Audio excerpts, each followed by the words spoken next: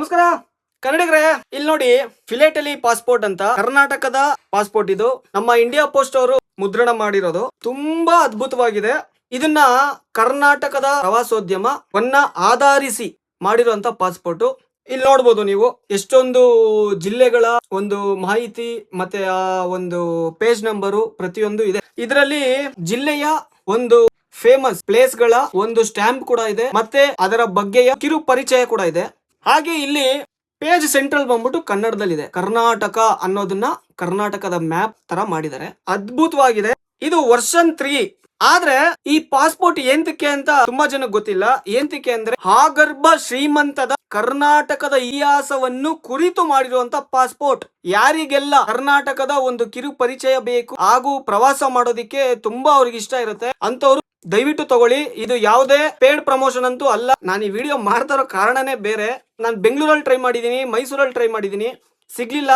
ಕೊನೆಗೆ ನನಗೆ ತುಂಬಾ ಬೇಕಾದಂತ ನಮ್ಮ ಸಂಘಟನೆ ಬೆಳಗಾವಿ ಯುವ ಘಟಕ ಜಿಲ್ಲಾಧ್ಯಕ್ಷರು ಕೃಷ್ಣ ಅನ್ಬಿಟ್ಟು ಅವ್ರಿಗೆ ಕರೆ ಮಾಡಿ ನಾನು ಬೆಳಗಾವಿಯಿಂದ ತರಿಸ್ಕೊಂಡಿದ್ದೀನಿ. ಯಾಕೆಂದ್ರೆ ಇದನ್ನ ನಾನು ಆಲ್ಮೋಸ್ಟ್ ಕಮ್ಮಿ ಅಂದ್ರೂ 6-7 ತಿಂಗಳಿಂದ ನಾನು ಇದಕ್ಕೋಸ್ಕರ ಓಡಾಡ್ತಾ ಇದ್ದೆ, ಸಿಗ್ತಾ ಇರ್ಲಿಲ್ಲ. ಇದೊಂದು ಕೆಳಗಡೆ ಒಂದು ಫೋಟೋ ಹಾಕ್ತೀನಿ ನೋಡಿ. ಅದು ಕನ್ನಡದ ಬಾವುಟದ ಬಣ್ಣ, ಹಳದಿ ಕೆಂಪುನ ಆಧಾರಿತದ ಬಣ್ಣ. ಮೋಸ್ಟ್ಲಿ ಅದು ವರ್ಷನ್ 1 ಇರ್ಬೋದು. ಅದರಲ್ಲಿ ಬರೀ ಕನ್ನಡ ಇಂಗ್ಲಿಷ್ ಮಾತ್ರ ಇದೆ. ನಾನು ನೇರವಾಗಿ ಹೇಳ್ತಾ ಇರೋದು ಇಂಡಿಯಾ ಪೋಸ್ಟ್ ಅವ್ರಿಗೆ, ತುಂಬಾ ಒಳ್ಳೆ ಕೆಲಸ ಮಾಡ್ತಾ ಇದ್ದೀರಾ.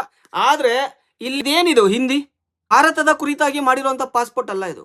ಇದು ಕರ್ನಾಟಕದ ಶ್ರೀಮಂತ ಇತಿಹಾಸನ ಕುರಿತು ಮಾಡಿರುವಂತ ಪಾಸ್ಪೋರ್ಟ್. ದಯವಿಟ್ಟು ನಾನು ಕೇಳ್ಕೊಳ್ಳೋದೇನು ಅಂದ್ರೆ ಹಿಂದಿ ತೆಗಿರಿ. ನೀವು ವರ್ಷನ್ 1 ಅಲ್ಲಿ ಏನ್ ಮಾಡಿದಿರಾ ಅದು ತುಂಬಾ ಅದ್ಭುತವಾಗಿದೆ. ಅದು ನನಗೆ ಸಿಗ್ತಾ ಇಲ್ಲ ಕಾಪಿ, ಬರೀ ಕನ್ನಡ ಇಂಗ್ಲಿಷ್ ಮಾತ್ರ ಇದೆ.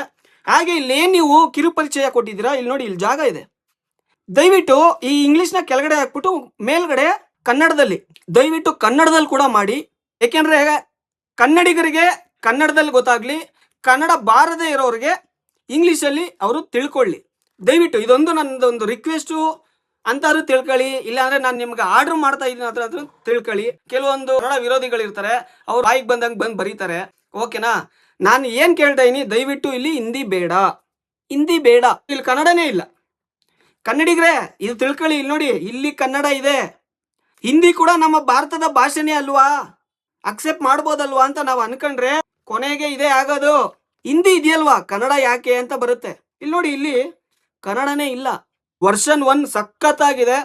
ಅದನ್ನೇ ಬಿಟ್ಟಿದ್ರೆ ಚೆನ್ನಾಗಿರೋದು. ನಮ್ಮಂತವ್ರು ಇದೀವಿ ಕನ್ನಡಿಗರು, ಖಂಡಿತವಾಗ್ಲೂ ಅದನ್ನೇ ಹುಡುಕಿ ತಗಂತೀವಿ. ಧನ್ಯವಾದಗಳು. ಜೈ ಕರ್ನಾಟಕ.